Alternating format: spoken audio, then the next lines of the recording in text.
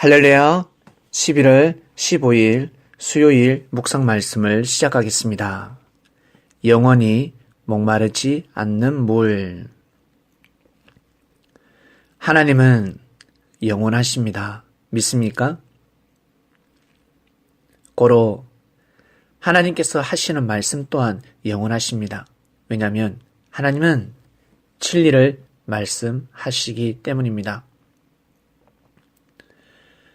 발 없는 말이 천리 간다라는 말씀이 있습니다. 이 뜻은 쓸모없는 말이 천리 간다는 뜻이 아니라 정말 귀한 말, 소중한 말, 올바른 말은 천리 간다라는 뜻입니다. 잘못된 말, 비진리는 천리가 아니라 백리, 이백리, 많이 가봤자 500리, 600리입니다. 얼마 가지 못해서 멈춰버립니다. 그러나 참 진리는 천리를 갑니다. 주님의 말씀은 영원히 갈 수밖에 없습니다. 고로 사람이 영원한 존재이기 때문에 영원히 존재하는, 영원히 이어지는 말씀을 믿어야 합니다. 그 말씀을 마음판에 새겨야 되며 진리를 구사할 줄 알아야 합니다. 그런데 대부분의 사람들은 영생의 물을 마시지 못하고 있습니다. 먹고 싶어 하면서 하나님으로부터 축복을 받고 싶어 하면서 정작 하늘에서 내려오는 물은 거부하고 있습니다. 육신이 물을 먹어야 하듯이 영혼 또한 반드시 진리의 물을 먹어야 합니다. 영원한 물을 먹어야 합니다. 우리가 눈에 보이는 육신이 최고다. 육신이 나를 존재케 하는구나 라고 하겠지만 알고 보면 우리의 육신을 붙잡고 있는 힘은 바로 영혼입니다. 영혼이 떠나가면 육신은 살 수 없습니다. 존재할 수 없습니다. 불의의 사고로 육신이라는 집이 무너졌을 때 영혼은 떠나갈 수밖에 없고, 영혼이 떠나갔을 때 육신이라는 집은 폐가가 되어버리는 것입니다. 하나님의 뜻을 이룰 수가 없습니다.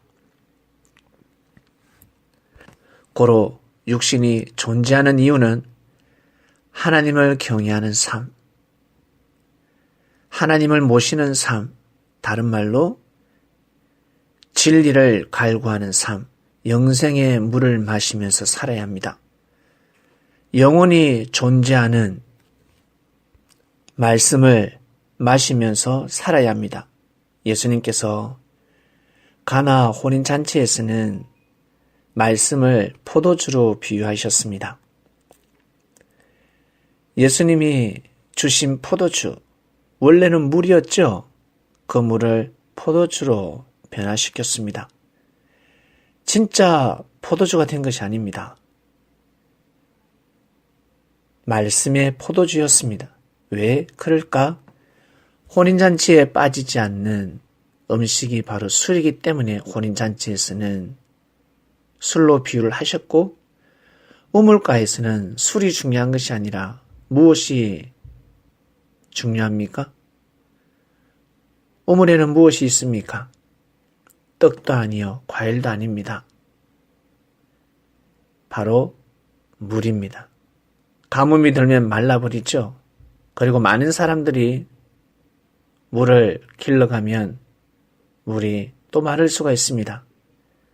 그러나 하늘에서 내려오는 물은 마르지 않습니다. 사마리아 여인에게 내가 주는 물을 먹으면 영원히 목마르지 아니하리라 하였습니다. 이 말씀은 엘리야가 사르밧 과부에게 선포한 말씀과 같습니다. 가부는 경제가 어려웠습니다. 가뭄이 들었으니까, 비가 오지 않았으니까 마지막 남은 음식을 먹고 하나밖에 없는 아들과 죽을 날만 기다려야 하는 것입니다. 그때 엘리야가 내 말을 들으라. 나의 말을 믿으라. 마지막 남은 그 귀한 음식 나와 같이 먹자. 선을 베풀어라. 그러면 비가 오는 날까지 너희 집에 쌀떡과 기름독이 마르지 아니할 것이다. 결국 엘리야대로 했더니만 통의 가루와 병의 기름이 마르지 않았다 했습니다. 펑펑 솟아났다 하였습니다. 말씀의 힘이었습니다. 엘리야가 말씀을 선포하니 심령이 가난한 자들, 하나님을 오해하는 자들, 마음이 병든 자들, 육신의 괴로움 속에 살아가는 사람들, 그의 나라와 그의 의를 구하지 못하는 사람들, 인생을 방황하는 사람들이 선지자를 만났습니다. 선지자를 통해서 하나님의 은혜를 받게 되었습니다. 생각이 전환되었습니다. 그리고 보니 물질을 주관하게 된 것입니다. 가난한 사람들, 그리고 그 중에 부자도 있겠죠. 서로 하나 되어서 서로 나누어 먹는, 서로 공존하는 삶을 살게 된 것입니다. 예수님께서 여인에게 내가 주는 물을 마시면 영원히 목마르지 아니하리라. 이 뜻이 무엇이겠습니까? 육신이 영원히 목마르지 아니하리라 라는 뜻이 아닙니다. 인생의 공고가 사라진다. 영원히 하나님을 찬양하는 삶을 살게 될 것이다.